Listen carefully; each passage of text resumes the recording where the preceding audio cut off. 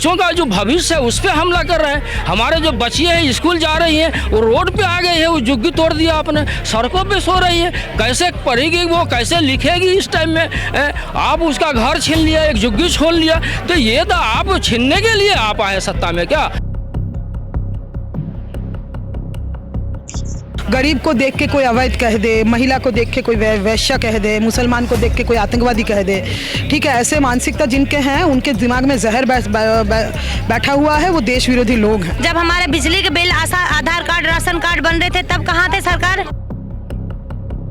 चुनाव के टाइम में जनता से वादा किए थे कि जहाँ जोगी वहीं मकान देंगे, लेकिन उस पर खरी नहीं उतरी। और कोई भी सरकार अगर बुलडोजर को इस्तेमाल करती है, इसका मतलब सरकार डरी है और सरकार कमजोर है। कि लालच दे करके जनता के बीच जा करके और वोट ले करके बाद में आप जनता के खिलाफ उनके घरों और मकानों को तोड़िए और नोटिस लगाइए। और ये गैर कानूनी जो बुलडोजर के तहत एक आतंक मचाया जा रहा है, इससे दिल्ली का भला नहीं होगा। और जहाँ झुग्गी वहाँ मकान, यहाँ तो ना मकान दिख रहा है ना झुग्गी। आप तो झुग्गी के साथ साथ मकान भी तोड़ रहे हो। अब दूसरी का जो कानून है कहता है कि 2015 से पहले कोई अगर किसी झुग्गी में है तो उसको पुनर्वास बिना दिए बुलडोजर नहीं चलाया जा सकता। जिसको बिजली दी गई BSES के द्वारा, जिसको दिल्ली जल बोर्ड का पानी उपलब्ध है, जिसको पहचान पत्र उपलब्ध है, जिसको आधार कार्ड उपलब्ध है, क्या उसको आप और हम अवैध मान सकते हैं? ना झुग्गी रहेगी ना मकान, तो फिर यहाँ पे अडानी अंबानी रहेंगे। नमस्कार, मैं काजल प्रजापति, आप देख रहे हैं दिल्ली अप टू डेट। इस वक्त मैं जंतर मंतर में मौजूद हूँ, जहाँ दिल्ली की झुग्गियों में रहने वाले लोग उन पर हो रही बुलडोजर कार्रवाई के चलते डर में जीने को मजबूर हो गए हैं। उन्हें डर है न जाने कब उनकी झुग्गियों पर बुलडोजर एक्शन हो जाए। इसी के चलते आज दिल्ली में ये प्रोटेस्ट किया जा रहा है ताकि उनकी झुग्गियों पर बुलडोजर कार्रवाई होने से रोका जाए। आइए लोगों से जुड़ते हैं और उनके द्वारा किए जा रहे प्रदर्शन के बारे में पूछताछ करते हैं। क्या नाम है सर आपका? मेरा नाम कमरेड हैदर अंसारी। देखिए, सरकार का दावा था कि जहां झुग्गी वहां मकान, लेकिन जिस तरीके से बुलडोजर कार्रवाई देखी जा रही है, इस पर आप क्या कहना चाहेंगे? देखिए, कहीं से ठीक नहीं है, जनता के हित में नहीं है और संविधान इसकी इजाज़त नहीं देती है। वो चुनाव के टाइम में जनता से वादा किए थे कि जहाँ झुग्गी वहीं मकान देंगे, लेकिन उस पर खरी नहीं उतरी।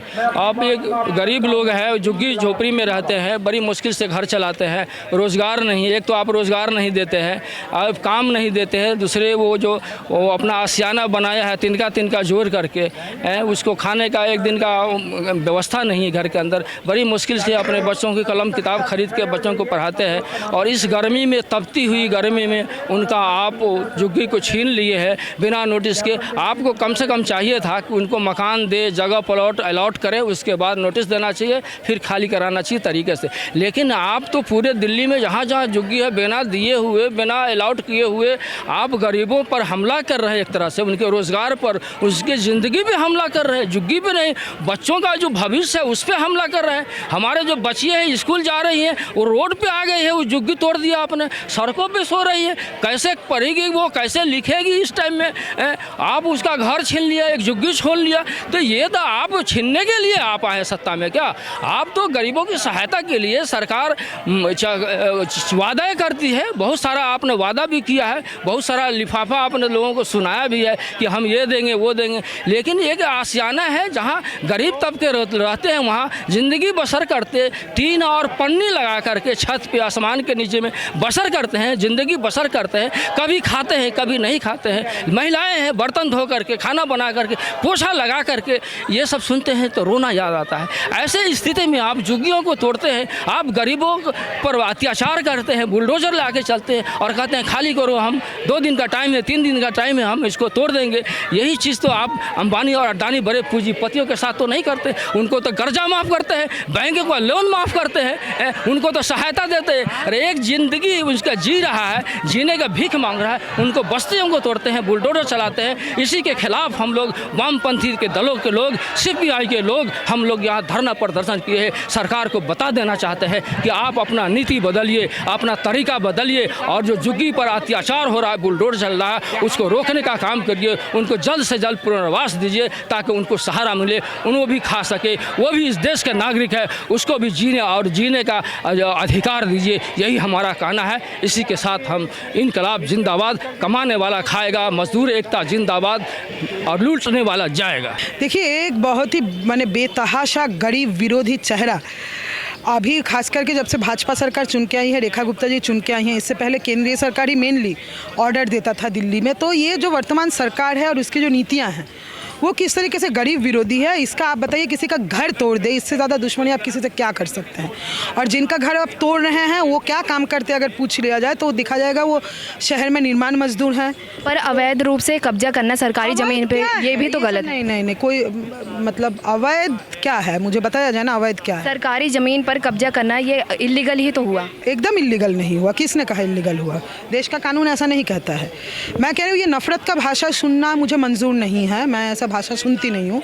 गरीब को देख के कोई अवैध कह दे, महिला को देख के कोई वैश्या कह दे, मुसलमान को देख के कोई आतंकवादी कह दे, ठीक है। ऐसे मानसिकता जिनके हैं उनके दिमाग में जहर बैठा हुआ है, वो देश विरोधी लोग हैं।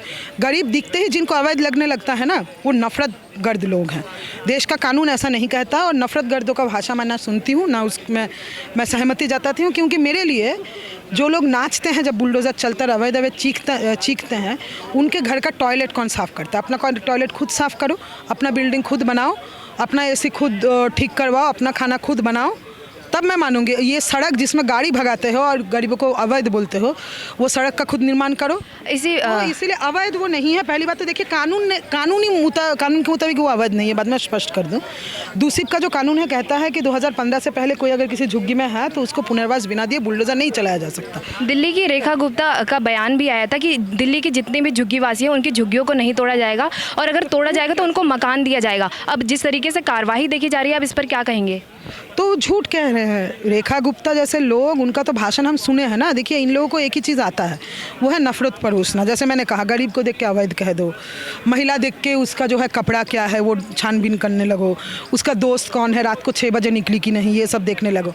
मतलब कि ये खास तरीके के लोग हैं, ये भाजपा वाले खास तरीके के लोग। मुसलमान देख के प्रधानमंत्री जी बोलते हैं कि हम तो कपड़ा देख के पहचान लेते कौन किसके धर्म के हैं, ठीक है। तो रेखा गुप्ता जी निहायती एक नफरत गर्द इंसान है। उनके जब मुख्यमंत्री बनी तब उनके कुछ भाषण भी तो हम सुने, तो उनके बात को हम क्या तवज्जो दें? उनको औकात दिखाया जाएगा। अगर नहीं टूटेगी तो टूट क्यों रही हैं? झुग्गियाँ नहीं टूटेंगी तो टूट क्यों रही हैं? और रेखा गुप्ता जी को पूछा जाए कि भाई तुम्हारा घर तोड़ के तुमको अगर बवाना के किसी खेत के अंदर घर दे दे और तुम्हारा एसी गाड़ी अगर छीन ले, मुख्यमंत्री होकर रह लोगे? पैदल आओगे मुख्यमंत्री ऑफिस? तुम इंसान हो तो वो भी तो इंसान है। अगर मद्रासी कैंप में जो लोग रह रहे हैं उनको नरेला जाने के लिए कह रहा है, वो तो भाई चोरी का कमाई खा नहीं रहे, अगल बगल काम कर रहे हैं, तुम उनको हटा के नरेला लेकर। वो भाजपा फिर से जो 15 लाख रुपए बोला था 2013 में, हाँ, तो बाद में अमित शाह ने बोला वो तो जुमला है। तो लोगों की ज़िंदगी इनके लिए जुमले हैं, जहाँ झुग्गी वहाँ मकान। गरीब ने सोचा कि भाई मकान मिलेगा, लेकिन अमित शाह के लिए तो जुमला है। कहे कि मोटा भाई को तो बहुत पैसा मिल रहा है, अंबानी के और अदानी से, तीन के पार्टी के फंड में पैसा आ रहा है, जायशा जी बने हुए हैं BCCI के प्रेसिडेंट। तो जुमले इनके लिए जुमले हो सकते हैं, लेकिन इस तड़पती गर्मी में, चिलचिलाहट सर्दी में जो लोग झुग्गियों में रहते हैं, जिनका घर तोड़ा जाता है, अगर उन वादों को जुमला कहा दिया जाए तो जनता तो आक्रोशित होगी। और जैसे आपने आज देखा, ये आंदोलन और बड़ा होगा और लोग एकजुट होंगे। मैं यही कहना चाहूँगी कि ये इस तरीके से जो चल रहा है ना, इसको बंद करना है। तो लेकिन इस तरीके से सरकार जो धांधली कर रहा है, पहले हिंदू मुसलमान को लड़वाने की इन्होंने कोशिश करी तो वो चीज़ कामयाब नहीं हुआ इनका। तो अब ये चीज़ें इन्होंने ले आया नया इशू कि हिंदू मुसलमान सबका घर तोड़ दो, क्योंकि अब ये लोग पता चल गया है कि इन लोगों में हिंदू मुसलमान में एकता हो गया है। तो इसी वजह से अब वो पहले मुसलमानों पे हमला कर रहे थे, अब ये सबके ऊपर कर रहे हैं। नफीस रोड में बेचारा 50-60 साल से रह रहे हैं, इतने सारे लोग रह रहे हैं जिनके मतलब 3-3, 4-4 पीढ़ियाँ हो गई हैं बेचारियों को। तो उनसे हम परसों नाइट में जाके कैंपेन करके आए। हमारे CPM की पार्टी है, हमारी कॉमरेड है, हम 15 साल से उसमें जुड़े हुए हैं, महिला समिति, अखिल भारतीय महिला समिति से। तो हमारी जो थी पूरी टीम वहाँ जाके पूरा बात किया, उनसे कैंपेन की। तो उन्होंने बेचारे इतने तकलीफ में थे कि बता नहीं सकते कि अभी बकरीद का टाइम, त्यौहार का टाइम आ रहा है और उसके बावजूद बताओ 15 दिन के नोटिस दे के बोल दिया गया कि नहीं उसको खाली करो। पर इस तरीके से सरकारी ज़मीन पर अवैध रूप से कब्जा करना यह भी तो गलत है। नहीं तो आप खुद बताइए, सरकारी तो हमें बसा है, हम तो खुद नहीं बसे, क्योंकि हम 1 साल से तो नहीं रह रहे, 2 साल से तो नहीं रह रहे हैं। हम ओखला बिहार में 25 साल से रह रहे हैं और यहाँ जो लोग 60-70 साल से रह रहे हैं, 60 साल से रह रहे हैं, तो कोई ऐसे तो नहीं बसे ना। इतने साल से कहाँ थे अवैध जगह? इतने साल से उत्तर प्रदेश कहाँ थे? जब हमारे बिजली के बिल, आधार कार्ड, राशन कार्ड बन रहे थे, तब कहाँ थे सरकार? तभी हमें हटाना चाहिए था ना, तभी मना करना चाहिए था कि अवैध जगह यहाँ पे आप नहीं बसेरा लोगे। आप खुद बताइए। दिल्ली की सरकार का दावा था कि जहाँ झुग्गी वहाँ मकान, जिस तरीके से बुलडोजर कार्रवाई देखी जा रही है, इस पर आप क्या कहना चाहेंगे? और जहाँ झुग्गी वहाँ मकान, यहाँ तो ना मकान दिख रहा है ना झुग्गी। आप तो झुग्गी के साथ साथ मकान भी तोड़ रहे हो। अब तो आप ये बताइए, अब कौन सा तीसरा नारा लाओगे? ना झुग्गी रहेगी ना मकान, तो फिर यहाँ पे अडानी अंबानी रहेंगे। ये बताइए। अभी उन्होंने 2-3 दिन पहले इन्होंने ये चीज़ें बताया, रेखा गुप्ता जी ने, कि अब झुग्गी झोपड़ी कोई नहीं तोड़ा जाएगा। ये पार्टी वाले, दूसरे पार्टी वाले जो है वो बहकावे में ला रहे हैं, ठीक है। और दूसरी जगह अभी हमारी कॉमरेड यहाँ पे मीटिंग हुई, अभी बता के गए कि कल रात में जाके नोटिस लगा के आए हैं कि इसको खाली कर दो 15 दिन के अंदर। पर जो हमें धोखे में रखना चाह रही है ना, जैसे अभी जाके उस दिन रात में शमशान घाट और कब्रिस्तान जाके उन्होंने 2 बजे रात में बुलडोजर चला के तोड़ के आ गए। पर जिस तरीके से ये कार्रवाई की जा रही है, यह भी तो एक सक्रिय है। नहीं तो ये तो बहुत बड़ी सक्रिय है। आप ये बताइए, इस तरीके से कार्रवाई कहीं होता है? पर अवैध रूप से कब्जा करना सरकारी जमीन पे, यह भी तो गलत है। नहीं तो अवैध रूप से हम सरकारी जगह पे क्यों करेंगे? ये बता दीजिए। हम दिल्ली सरकार के बिजली के बिल भर रहे हैं, राशन कार्ड, पानी के बिल, हर चीज़ हम दिल्ली सरकार को, तो दिल्ली सरकार को सवाल करेंगे ना हम कि हमें उत्तर प्रदेश वाला क्यों आगे भगा रहा है। तो हम दिल्ली सरकार। आपने इसके खिलाफ कोर्ट में याचिका दायर की थी कि जिस तरीके से आपको बिजली सप्लाई भी हो रही है, पर फिर भी आपकी झुग्गियों को तोड़ा जा रहा है। बिल्कुल हमने किया है और हमें स्टे मिल गया है। अभी 2 महीने के स्टे मिला है हमें ओखला बिहार का, और बाकी जगहों के लिए भी हमें स्टे 2 महीने के लिए, हमें लाइफ टाइम के लिए चाहिए। तो इसी वजह से हम ये इस चीज़ के लिए संघर्ष कर रहे हैं। मैं सिर्फ एक ही बात कहूँगी कि अगर सरकार कभी भी, और कोई भी सरकार, अगर बुलडोज़र को इस्तेमाल करती है, इसका मतलब सरकार डरी है और सरकार कमज़ोर है, भारत के नागरिक कमज़ोर। तो इस तरीके से अवैध रूप से सरकारी ज़मीन पे कब्जा करना भी तो गलत है। नहीं, वो तो सरकारी ज़मीन पे कब्जे करने वाली बात तो ये है ना, इतनी सरकारें आई और गई हैं, ठीक। हमें ये देखना पड़ेगा कि इनके प्रति आपने क्या सोचा है। There is always a proper process, but this is kind of terrorism and we revolt for that. Thank you. देखिए, हम ये कह रहे हैं कि केंद्र सरकार, दिल्ली सरकार अपनी ही बनाई हुई पॉलिसी का, जो संसद से पारित है, उसका खुद से उल्लंघन कर रही है।